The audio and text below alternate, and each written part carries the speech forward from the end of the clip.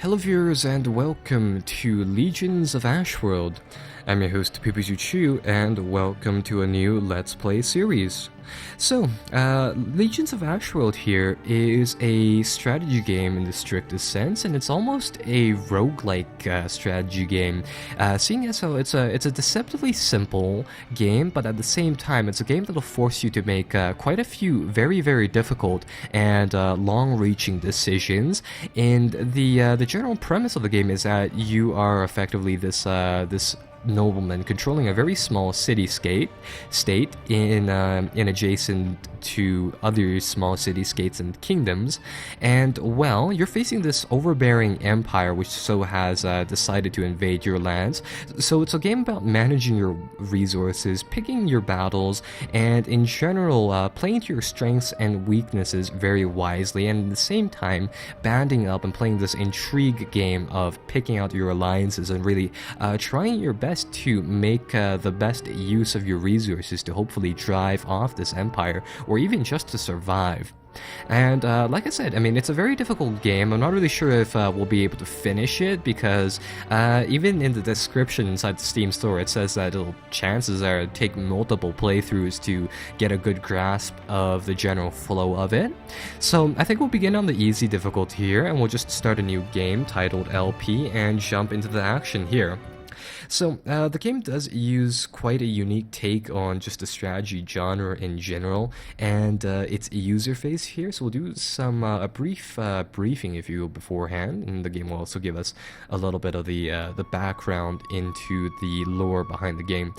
Feel free to read this if you'd like. I'll just tap through it quickly, but the general premise of the game is that, like I said, you play as this nobleman, the Empire of Wrath here, for some reason, or by some chance, found a artifact which granted them immense power, and with that power they decide to embark upon a very ambitious campaign using treachery to get rid of the vast majority of their competition inside this in this supposed council meeting.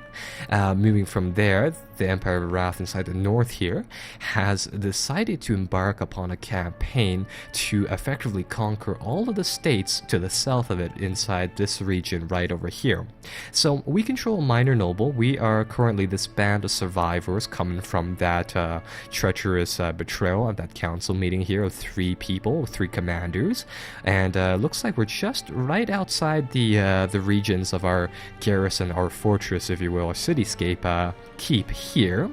And well, our objectives will be to band up whatever troops we can inside the adjacent regions, and to really bring the fight back to this big empire, managing our resources very wisely, and in general using very hit and run tactics, sort of like a very David and Goliath-esque type of fight there. So, with that said, I mean, this game is definitely intriguing, and it features a very unique HUD here as well. So starting off, I mean, briefing us on just what we have right now, what our objectives are. We have currently a group of 3 guys. The game works off a system of having these commanders do different tasks, and you effectively manage their actions during each day, which is comprised of several hours, which constitutes a sort of a turn. And in general, your commanders will be doing various things on this campaign map, gathering forces, making new dealings, and in general doing things, while you command the overarching effort of the war here. So, starting off, the game for whatever reason seems to be played out of this first-person perspective. Quite honestly, if I was the game developer, I'd have the option of switching this little mini-map here up to the main screen area here, because this mini-map is pretty much the main thing that we'll be staring into.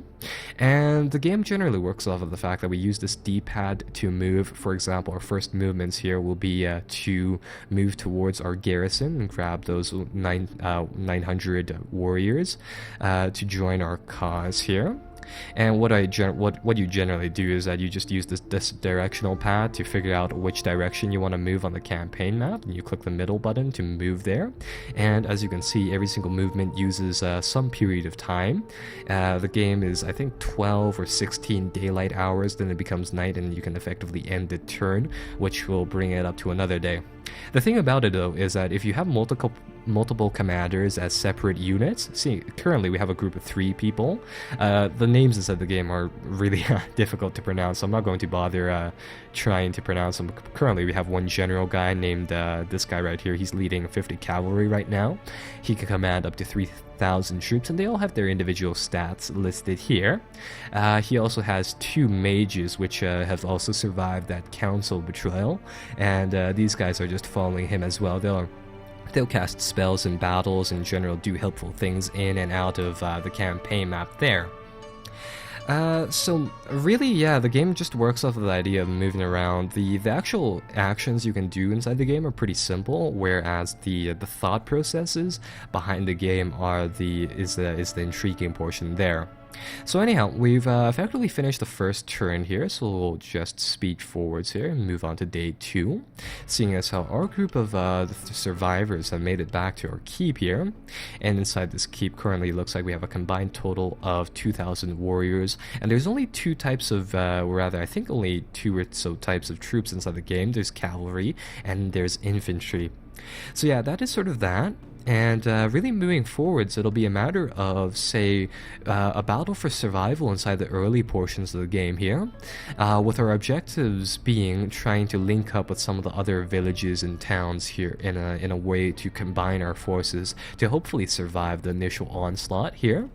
So effectively, everything to the north of this river, which is effectively this black line area, is controlled by the Empire of Arath, and like I said, they're starting their offensive and they're launching a massive attack at us right now. There are 3 general areas to the south of here, where actually it looks like there's 4 general areas. My mistake.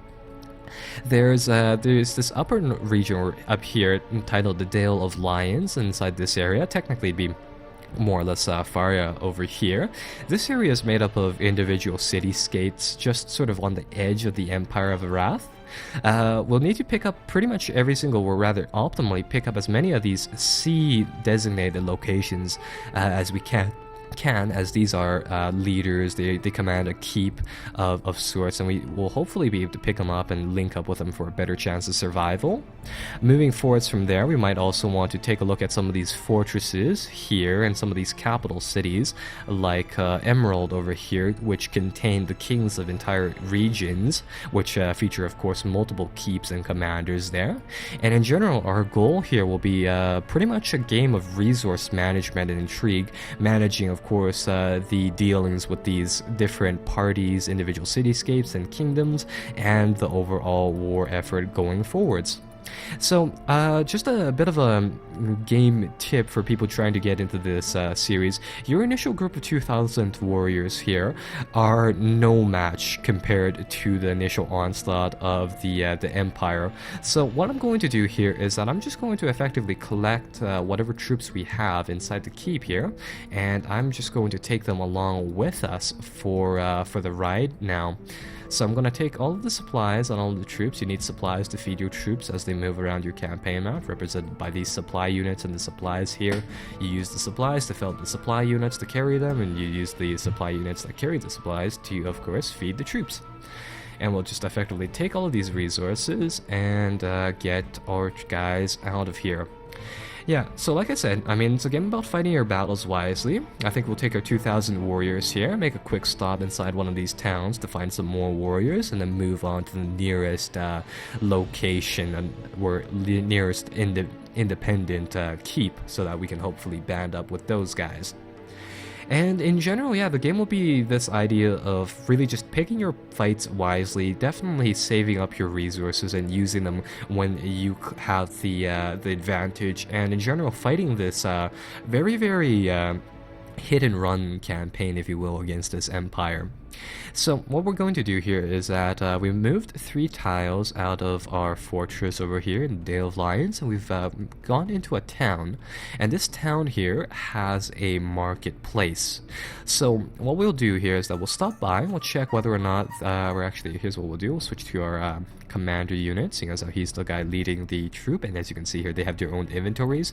He has like 700 gold coins, and what we can do here is that we can buy some troops and supplies that we'll of course need for this conflict, and in general try our best to survive here and link up with the adjacent guys. So I'll effectively just buy up as much infantry and as much supplies as we can, and we will embark. And as you can see, all I'm doing is that I'm just tabbing through the map, moving forwards, and in our process we'll find a few random encounters, if you will, on the campaign map. Usually it'll be some sort of animal group, like this group of antelopes. They're marked with a on the campaign map, and these are just juicy targets that you can harvest. It's sort of like an Oregon trail type of thing, where you can shoot them or hunt them for supplies if you really want. And as you see here, we've just finished 1 day of movement, and it looks like we originally had 200 supplies, and that dropped to 183. So yeah, you need supplies to keep the strength bar, which is this orange thing, on your units filled up, and you need your units to be at full supply to, of course, fight big battles and defeat your opponents like that. And I see a pack of like buffalo here or something like that, so I think we'll hunt them. It'll take 2 hours, but it'll refill our supplies here. So anyhow, I think that will be the general pacing for now. And, well, we'll try to move as close as we can to pick up some more troops at the keep of something over there. So, it looks like on day number 3 here, it looks like we're able to see a few more units moving about on the campaign map, and these are the bands of troops coming from the Empire over here. So as you can see, in their initial wave here, they're already launching groups of 2,000 troops at us, and that they have multiple army stacks evidently as well. So just going off of that, I mean, your initial keep here has a very, very small chance of survival, and with that said, we'll have to sacrifice that in a bid to come over here and bargain and hopefully recruit a neutral character, a neutral leader here to join our cause. So we'll hit the recruit button. It's going to use some time, and hopefully he will join us. And looks like this person over here has acknowledged that entering the war on our side would be the best interest for him, so he's joined us here. And what this will do is that it'll give us a separate character to use, and in addition to that, it'll allow us to use his garrison and just in general property holdings there. So now that we have multiple groups of characters, as you can see, our big army over here is made up of 3 people, of course, 2 wizards and our army leader. Now that we have a separate army leader, what I'm going to do is that I can manage different parties in one turn, and they can all do their various different actions. So, looking back on that campaign map, you'll see that there's Emerald, like I said, is quite a big capital city. Although there's still quite a few of these independent states just on the other side of this on the Irgu Mountains over here that we can still reach up. So with the multiple characters that we can have, what I can do is that I can get this nobleman or this city-state leader that joined us to help us out by moving him individually, and he'll send him as a messenger to go towards the capital of Emerald over there.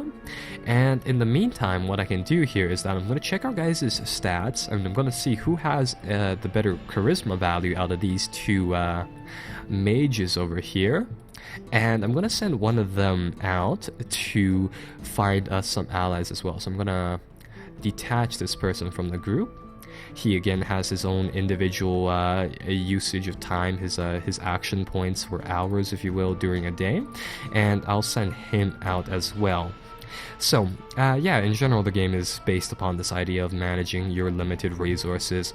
I'm going to keep my current troop, or current major army in reserve. And it looks like the enemy armies are stacking up here in an attempt to, rather in preparation to fight us from the looks of it. And it looks like another event has happened here. Rumor has arrived that from the west that the Reptiers are preparing to attack some other group from Iraqi land southwest of Sayum. It seems that they are seeking their own war, but they are arranged with by the Arath. So in any case, if an alliance helps the people there, they may become a valuable ally. So again, there's a lot of different political developments inside the game, and I think that has to do with something inside the area down here. And there's quite a lot of stuff on the campaign map for you to explore. Some of the stuff will actually be discovered out inside the areas that seem to be just on the edge of the map boundary. So right now I'm trying to find that city it was talking about, but I think it let's see, southwest. So I suppose it'll be marked later on, perhaps. Either how, it's not that important for now.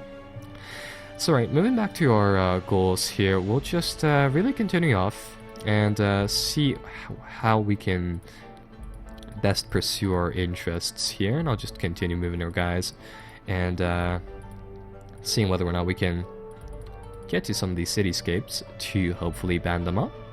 So I'll send this wizard person up there, and this person to the east, to the east. And we found another cityscape over here, marked with that C, of course.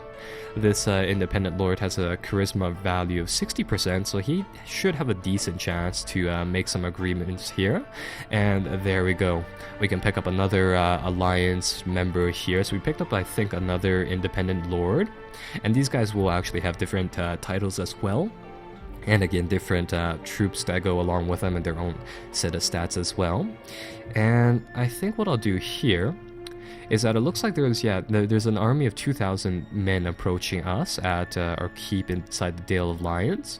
So what we're going to do is that I'm going to get Basim over here to take out some of the garrison troops that he has, assign them to his army. I'm going to get them to carry some cash as well, just in the event that a town comes nearby. And I'm going to get him to move next turn, because it's at the end of the turn, to reinforce our troops inside the Dale of Lions over here. And, well, right now, it looks like we have a decent opportunity to strike at, say, the people, that 2,000 army, seeing as how we can amass troops inside our main force over here. So I'm going to sally forth out of our kingdom here, and I'm going to see whether or not we can take down this small band of troops over here. It looks like this Empire army was actually only 16,000 troops, so we can meet them in battle. I can choose the direction of movement to be north in the face of them. Hit the proceed button here. We'll need to use the rest and heal commands after we do this, and attack them here. And we can choose between different modes of attack. I'm not particularly sure as to what the exact things that they do, apart from what it says on the name. And I think we'll just launch a charging attack, actually, seeing as how we have vastly more numbers against these guys, and we'll see whether or not we can break these warriors that they have in a fearsome charge here. So let's see what had happened. And again, you want to just manage those resources wisely here. So it looks like we fought a 3 hour long battle. We lost barely anything. We lost 1/3 of the force that they had lost. So overall, pretty good. And we gained some experience points in that. And the people will actually drop items as well. So it looks like we found some coins on the ground. We'll get our forces to march back. I think I'll get them to do some hunting here if they can. Doesn't look like they can. So I think we'll get them to flee back into that keep. And I'll get them to rest. And resting should also heal them. So we don't need to use this magical healing spell thing. So yeah, we'll do that, and in general, that is the first skirmish here that we've pretty much fought inside this playthrough. But bear in mind that that is by far not a major victory over the enemy, and in general, this is a game where, like I said, the strategy matters more. So you can win the battles but lose the war, or alternatively, go the other way as well. So yikes! It looks like that is a major force moving up over here. That's probably some very, very big armies just in general. So what we're going to do here is, and a fourth one inside the background there. We're going to try to hopefully convince the individual lord here to join us here. And it looks like he has acknowledged that joining us would be in the best interests here. And in general, I don't think this is a battle worth fighting. Going up against those 4 armies, and bear in mind that river only has minimal, rather few crossing points here and there, I don't think it'll be worth fighting for this keep. So with that said, we'll pull our guys back and we'll see what we can do here about really fleeing and hopefully conserving our strengths inside this region. And in the meantime, I'll send the wizard forward even farther to the east, gathering out intelligence on the river coast here, and of course to those cityscapes as well. So we'll take this band, we'll gather all of the money out of the treasury. If do they really only have 1,000 or 100 gold pieces? I guess they do. Well, in that case, we'll just take that, and we'll try to